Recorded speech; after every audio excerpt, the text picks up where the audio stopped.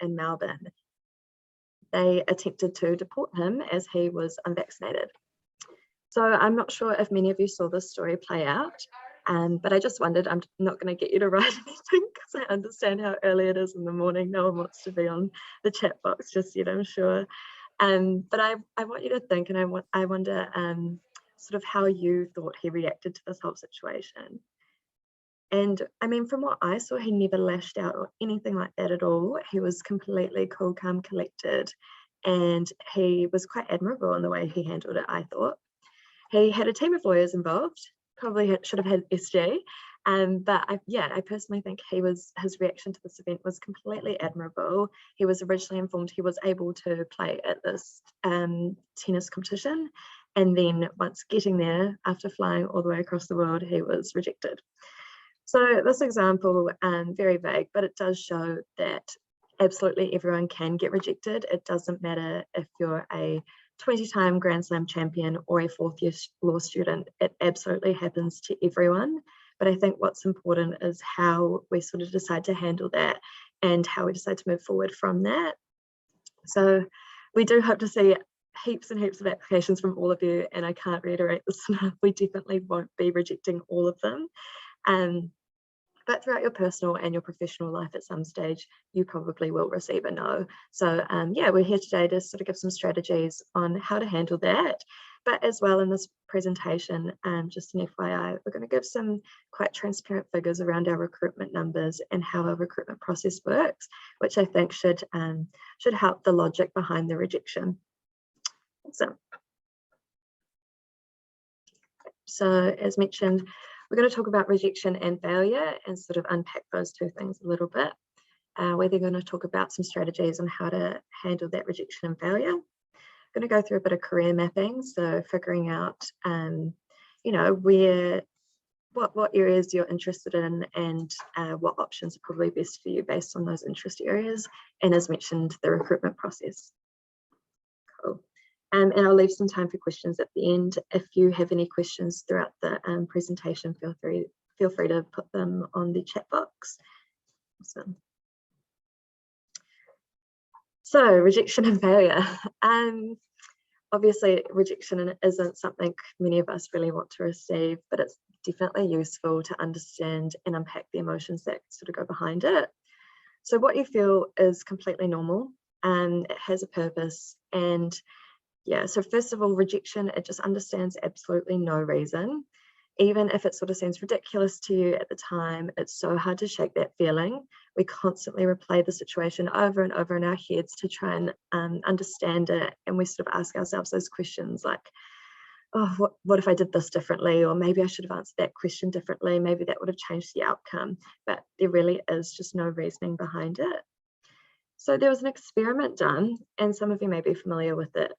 Essentially, a learning and development centre invited a few people to come in and do some basic math testing, just simple addition, subtraction, multiplication. On arrival, so each testing candidate would come in one by one, and on arrival, the testing candidate was asked to sit and wait in the waiting room for probably about 10 minutes. So in the waiting room, there was already two other people sitting down there, and one of these people decided to start tossing a ball to the other person. So these two people are tossing a ball back and forth, and then when this third person sits down, they decide to include this person.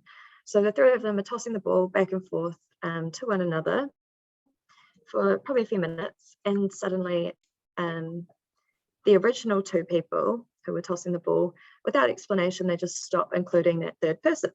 So this person's just sitting here, just being left out of the game, essentially. And the experiment found that when this person who had just been left out of the game got called up to go and do this basic math testing, it found that they would fail even some of the more simple questions like 6 + 5 and stuff like that because of what had happened in the waiting room experience. This person just couldn't shake that feeling of rejection, and they're just not thinking logically.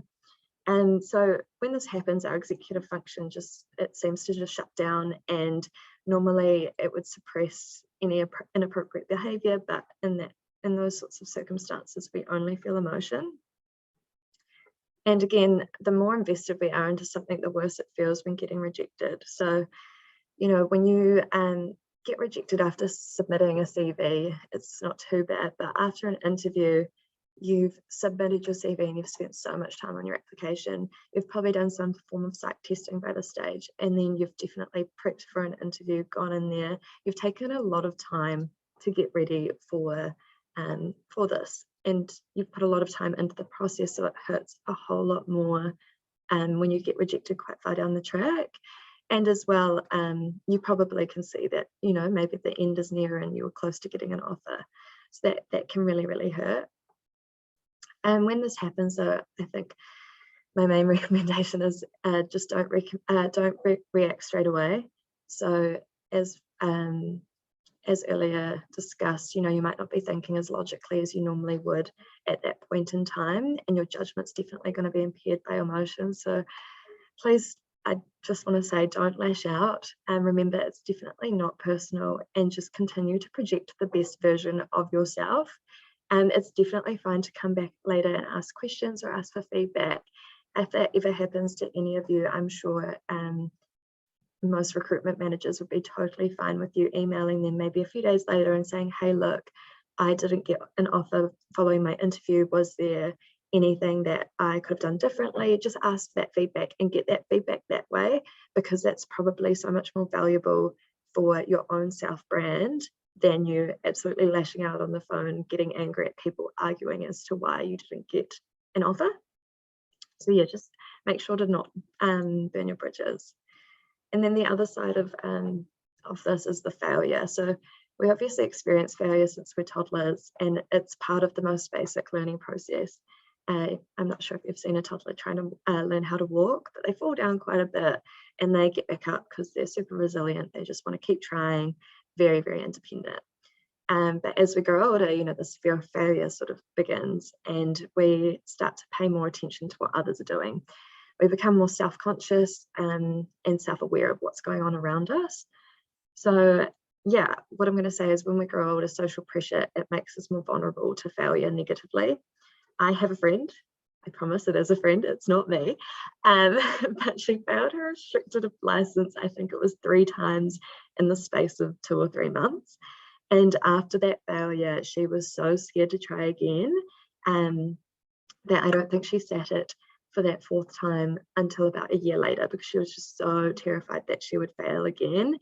And as well, it's one of those things where most of the time, I'm not sure about you, but my friend group, we all knew when everyone was sitting their restricted license, it was that exciting day. So she was probably quite scared to come back to everyone and say, oh, well, I just failed, because she probably would have felt a bit embarrassed. But yeah, this repeated experience of failure just created that fear of failure for her. So I want to talk more, I think, on how to deal with this rejection and failure. Great. So yeah, how do we deal with it? So desensitization, I'm not sure if many of you have come across this before, but this is a diminished response to a negative, aversive, or positive stimulus. So when you get rejected irregularly, it absolutely stinks and it hurts a lot, and you're probably not used to it, which makes it hurt even more. In this process, it can sort of be used to your advantage. You know, just apply for more roles and get used to it. You won't fail all the time. You'll probably surprise yourself as well. And the more you apply, the more you're putting the odds in your favor. Yeah, you've got more chance of getting a role somewhere. So yeah, definitely continue to put yourself out there, and the failure probably won't hurt as much the more that you get yourself out there. And yeah, as mentioned, make sure to ask for constructive feedback and criticism, and go put yourself in the best situation. So continue to go to these events, career fairs, CV workshops, anything that will help you and benefit you. So objectivity, failure is connected to the illusion of control, and we need to be aware that things are outside of our control. So one strategy I'd say here that's probably quite relevant is to always think like a lawyer. So in full transparency, I'm going to give you a few numbers right now. So we receive over 800 applications a year, and we take anywhere from, say, 18 to 25 candidates. So please remember, it's never personal if you don't make it. It doesn't make you a bad applicant or anything like that. And the difference between candidates can be extremely slim. So a lot of the time, it's completely out of your control. We might hire someone based on the fact that they have this amazing character trait that will work so well in one specific team. It's not based on the fact that we don't think you're great or anything like that. They might just fit the organization a bit more. And as well, I think it's important to say that we actually feel the sense of failure as well. So we obviously make offers to our candidates for people that we want, and quite often they'll come back to us and say, hey, actually we want to go elsewhere. And that makes us go through that whole rejection process of, what if we did this differently? What if we said this? Is there something that the other firms are doing that we don't know about? You know, it makes us start to spiral as well. So we definitely get it. And a lot of the time, though, people will just sort of say, actually, it's just because I feel like this organization's a better fit for me, or my passion is more so with this particular team. And we definitely can't argue with that. And finally, meaning. So I wonder if you've ever received quite a good grade on a paper. And then I wonder if that grade sort of meant more to you on a paper that was known for being difficult, and you'd studied a lot for it. You've probably put a lot more work into it. That probably meant a lot more than, say, a paper that, you know, you didn't work as hard on, or maybe it was known for being a bit easier. But this can be applied when creating your graduate application. So if you work hard on your application, it will be so apparent to recruiters when they read them.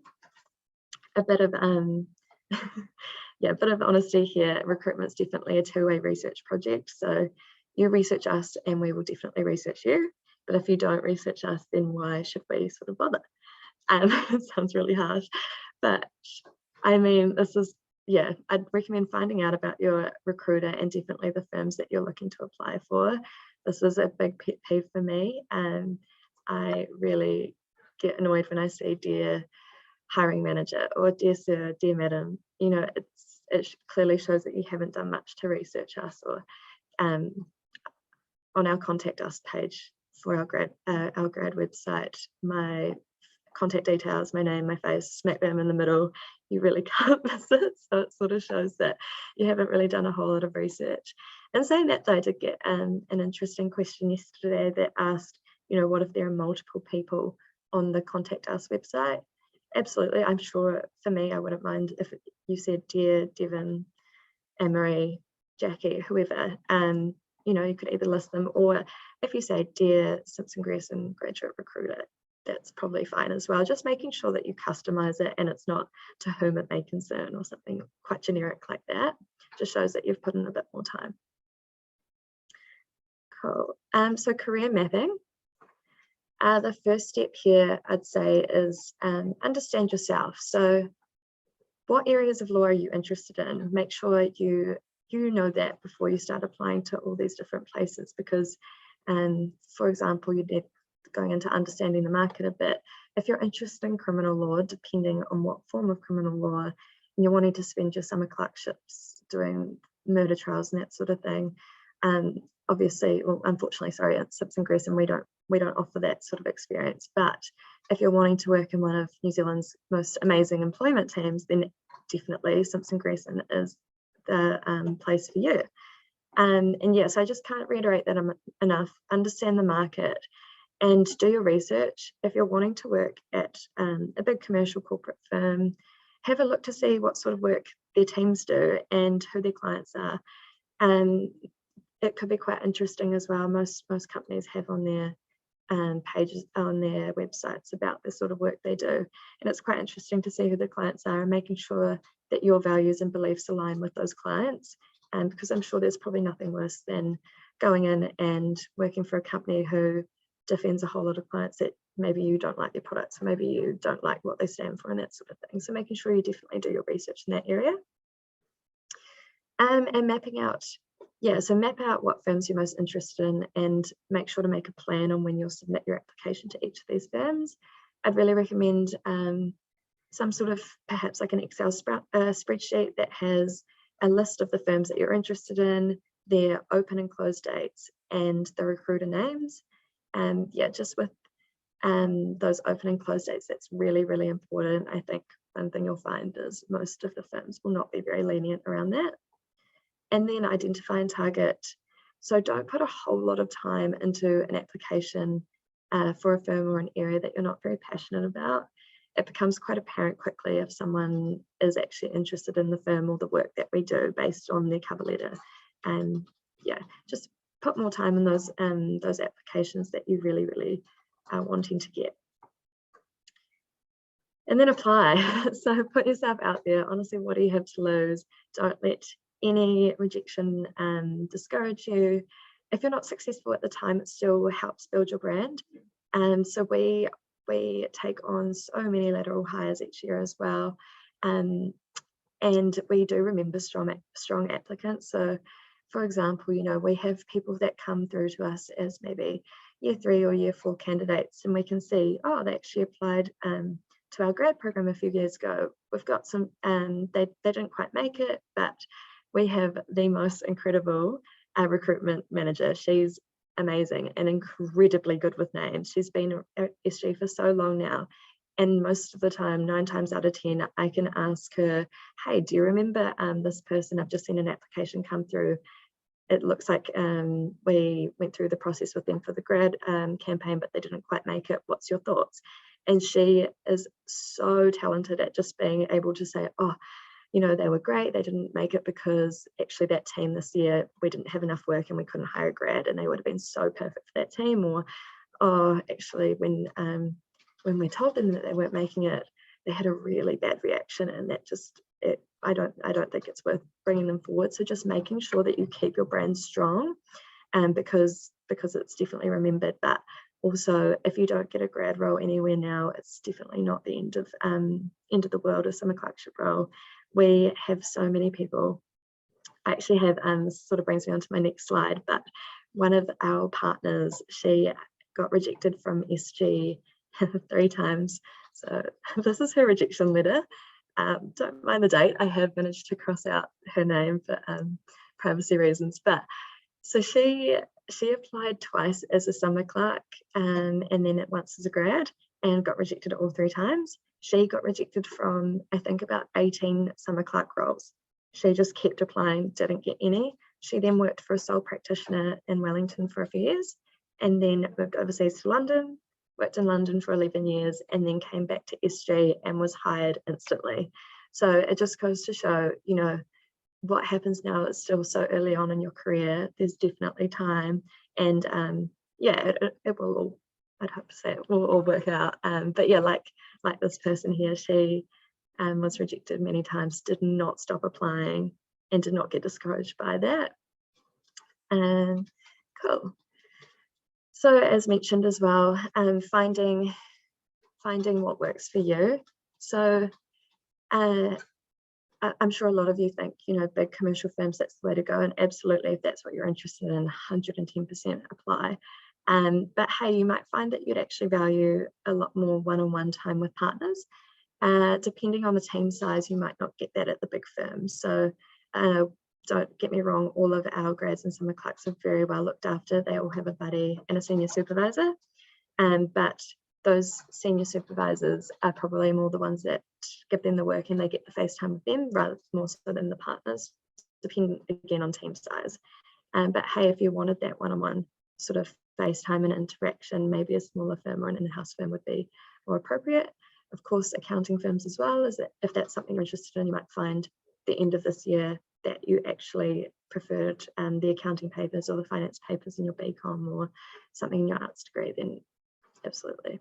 Just make sure that you know that there are definitely different options, but do your research and find out who the key contacts are, understand more about the opportunities at each different place.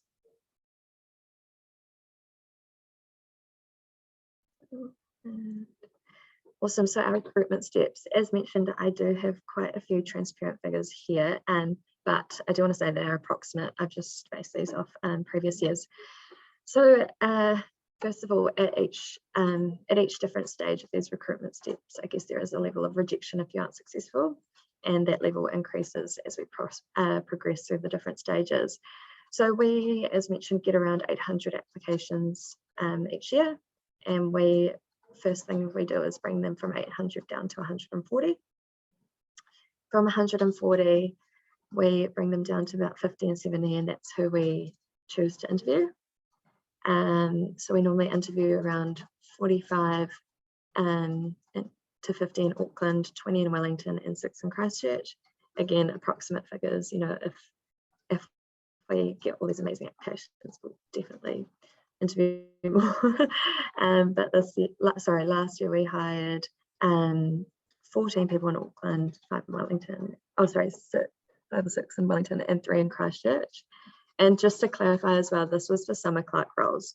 So the best chance of getting a grad role at SG is through a summer clerk role. Majority of our summer clerks do get the grad roles, and our grad recruitment top up is more just, essentially to top up those numbers. So it's more of just a handful. It's a bit confusing. So our applications, they open next Thursday on the 10th of March, and it's called the Grad Campaign, but it's for both the summer clerks and the grad roles. So if you're a summer clerk and you're in your penultimate, that would be your penultimate year of uni, absolutely apply. So you'd have 2 more years of uni left, I believe. That's when you'd apply for the summer clerk role. If you're in your final year, then that's when you'd want to apply for the grad role. So we're wanting the grads to start next year, 2023. Hopefully that all makes sense. I still get a bit confused around that process myself. And so just remember, it's never personal. Always ask for feedback and keep trying. I just want to touch on that last point quickly. I think it's becoming more and more common with a lot of the firms to be, we have this huge recruitment push in March, and that is where absolutely most of the time we get all of our people. But keep your eyes open, keep looking at career pages, because it's becoming more common for even the big firms to have last minute graduate roles open up. And that's probably just based on the actual business needs and more work being available and just needing more people. So keep your eyes open, and you never know what's going to pop up. And please don't be discouraged straight away if you get a no. Awesome. So I've probably sped through that very. I just want to see if there's any questions. If you have any questions, feel free to put them on the chat, and Marie and I will do our best to answer them.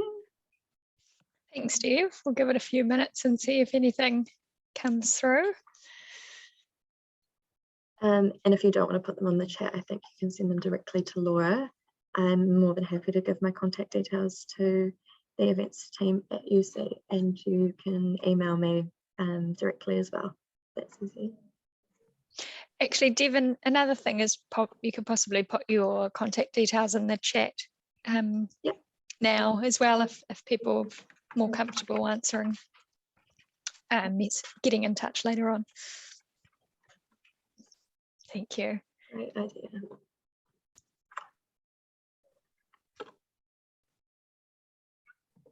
Could you just quickly remind us again what date the application's open? Was that Thursday the 10th? Yeah, so they open 10th of March, so next Thursday, and then they are closing on the 28th of March at midday. Sorry, they open at midday as well. Great. And we have a new graduate and summer clerk website and careers page that's going live from next week. So all of the information that you will need is on there. So do jump on and take a look. It'll be attached to our Simpson Grierson main website as well. But hopefully any questions you have can be answered on there. And again, Devon's contact details will be found on that page too if you need.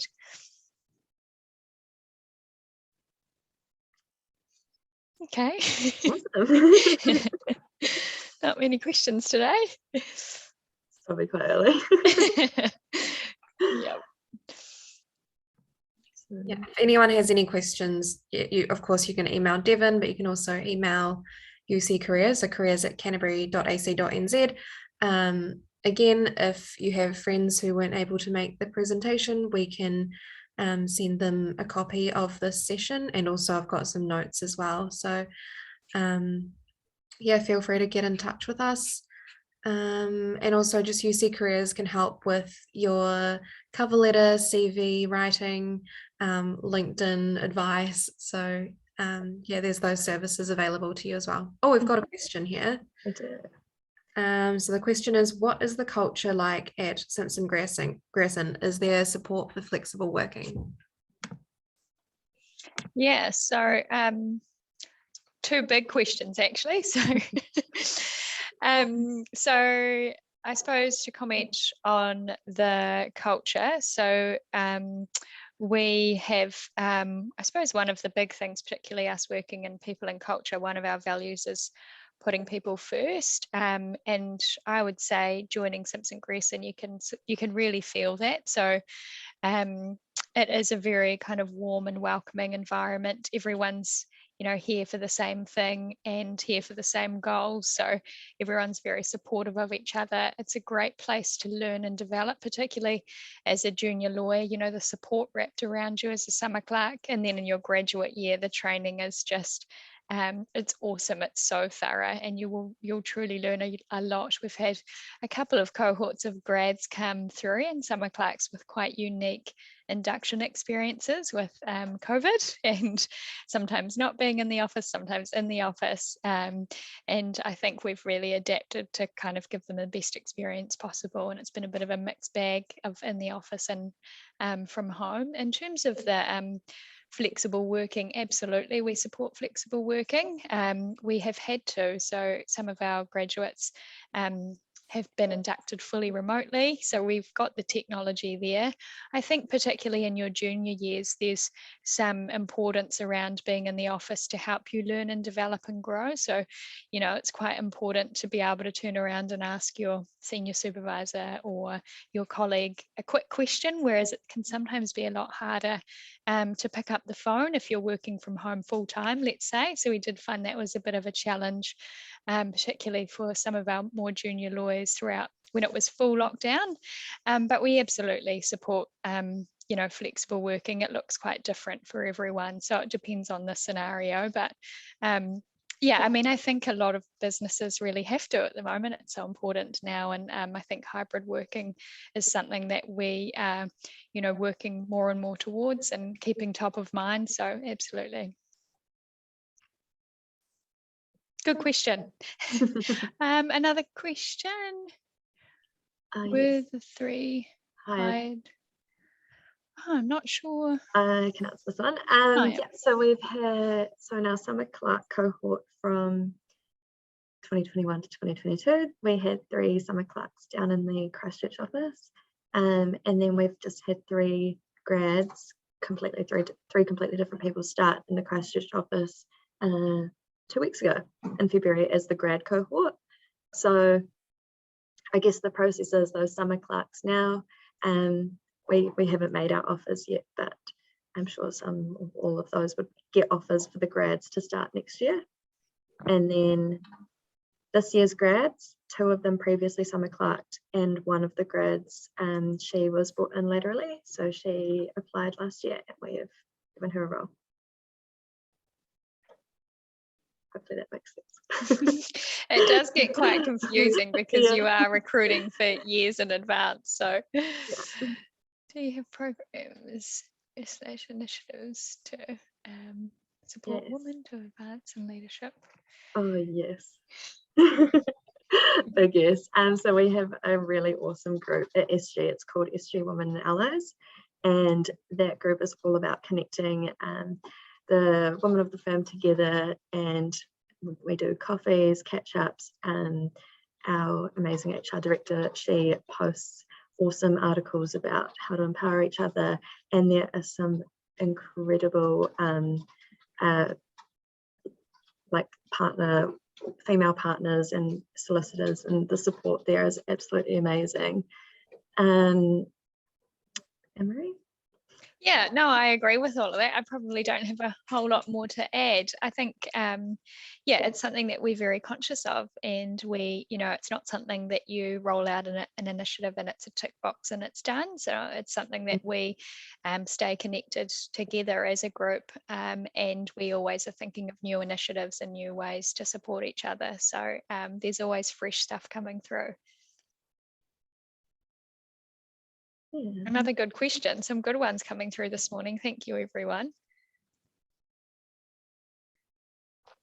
If there are no other questions, just want to say thank you, Laura, and thank you to everyone who came along this morning. Really appreciate your time, and we do wish you all the very best for your application process, if that's here or whether that's elsewhere. Just carve out the time, give it the effort it deserves, and wishing you all the best.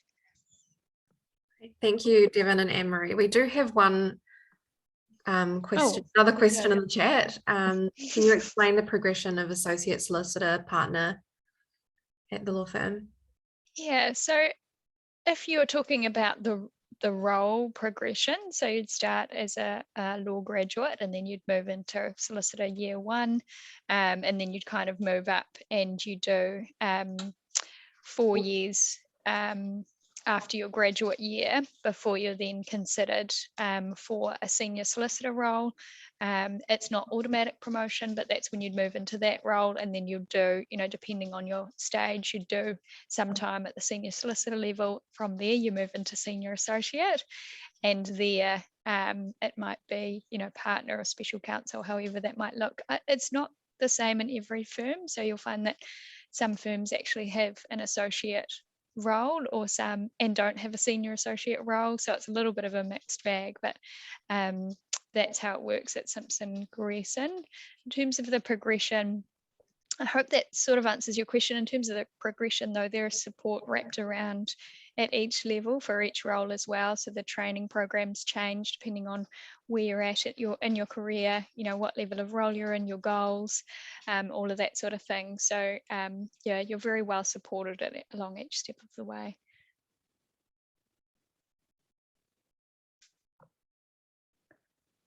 You're welcome. Very good questions. Yeah. Oh, here we go. Can you apply? Yeah. So can you apply to a role in Christchurch and another location? Absolutely. And so when you submit your applications this year, you'll have an option to choose what offices or locations you are applying for. And then we might just ask for a preference. And that's because when we get to the offer stage, we just want to know that we're putting people in the places that they want to go. But absolutely, you can apply to all 3 offices and locations if you wanted to. Yep.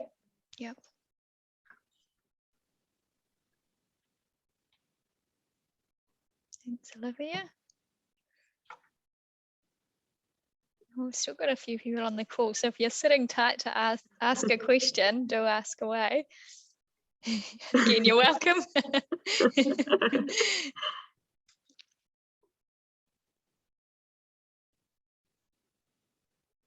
Okay.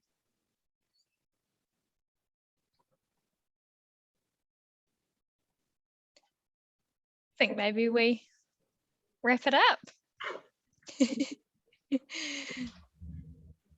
Nothing else. If people have questions, you've got Devin's email in the chat, so keep that saved. Also, you can email UC Careers. But thank you both, Devin and Anne-Marie, for joining us this morning. It's been really informative. And to the students, just remember that there's lots of support out there for you. UC Careers is happy to help you with your CV, your cover letter, your LinkedIn, whatever it is careers related. If you get to the interview stage, we can help you with your interview prep as well. So thanks very much for joining us. Thank you again, Devin and Anne-Marie, and hope everyone has a good rest of their day. Great, thanks so much. Thanks everyone, all the best.